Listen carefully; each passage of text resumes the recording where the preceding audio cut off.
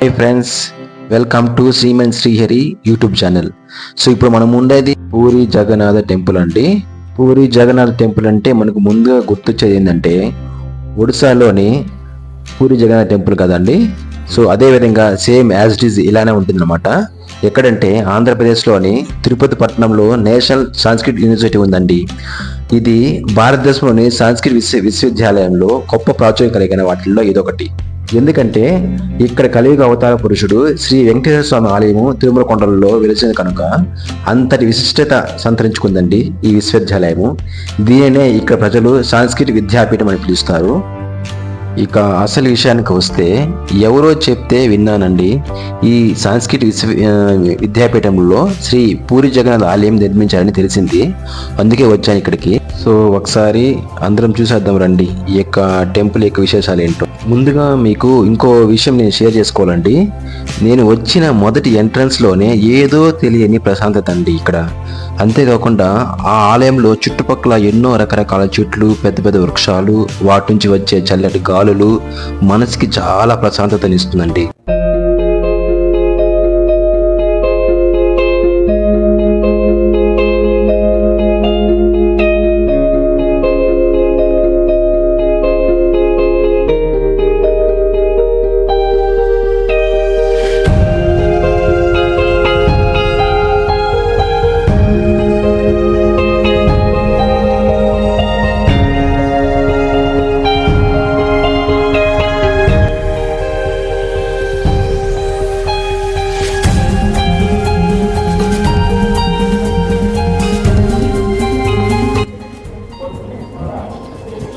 రెండు దారులు ఉన్నాయండి.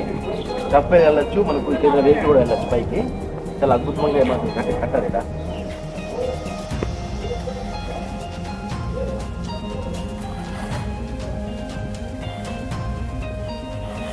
ఇక్కడ చూసారంటే మనకు మహావిష్ణువు దశావతారాలండి ఇవి. బాగా చూడండి, మత్స్యావతారము, కూర్మావతారము, ఆది వరాహ అవతారము,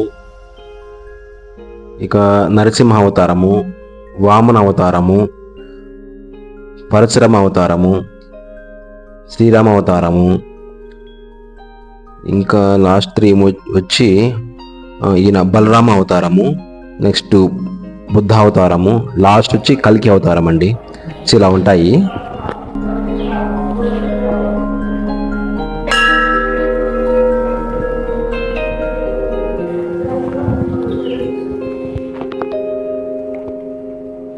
ఇక్కడ మనకు దర్శనమిస్తున్న స్వామివార్ల యొక్క పేర్లు మీకు తెలియజేస్తాను చూడండి. కుడి పక్కన వచ్చి జగన్నాథ స్వామి, బ్లాక్ కలర్ లో ఉన్న స్వామివారి పేరు. ఆయన పక్కనున్న అమ్మవారి పేరు వచ్చి సుభద్ర అండి. ఈమె సఫ్రాన్ కలర్ లో ఉంటుంది, అంటే లేత పసుపు ప్లస్ రెడ్ కలర్ రెండు మిక్స్ అవుతాయండి.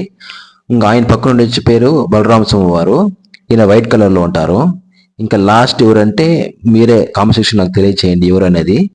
సో చూసారు కదండి, నేనైతే బాగా దర్శనం చేసుకున్నానండి. ఇక బయట వచ్చాము. గోపురం అంతా చాలా నీట్గా కట్టారండి. సో చాలా డిజైన్తో కట్టారు, బాగా చూడండి.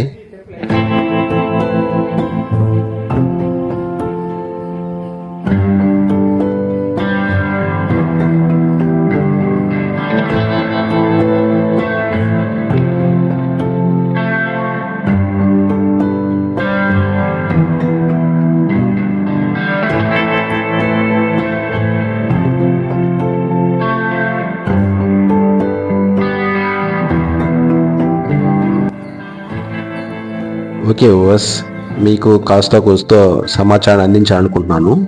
నా వీడియో నచ్చినట్లయితే లైక్ చేయండి, షేర్ చేయండి, సబ్స్క్రైబ్ చేసుకోండి. Thank you so much.